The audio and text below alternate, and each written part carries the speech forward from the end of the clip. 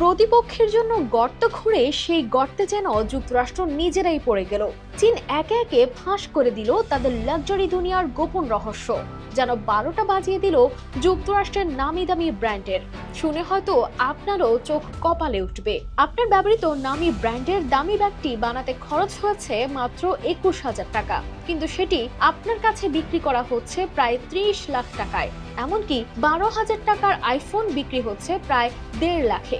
বাস্তবে কেবল ব্র্যান্ডের লোগো বসিয়ে এভাবেই হাতিয়ে নেওয়া হচ্ছে উৎপাদন খরচের প্রায় 10 গুণ বা তারও বেশি দাম। সম্প্রতি যুক্তরাষ্ট্রের নানা ব্র্যান্ডের পণ্যের আসল উৎপাদন খরচ ফাঁস করে দিচ্ছে চীন, আর চীন এই সুযোগ পেয়েছে নিজ দেশে এসব পণ্যের কারখানা থাকার সুবাদে। নেটিজেনরা বলছেন অতিরিক্ত শুল্ক আরোপ করে চীনকে টেক্কা দিতে চেয়েছিল আমেরিকা, তবে এতে হিতে বিপরীত হলো আমেরিকার।作为对外经贸关系的主管部门。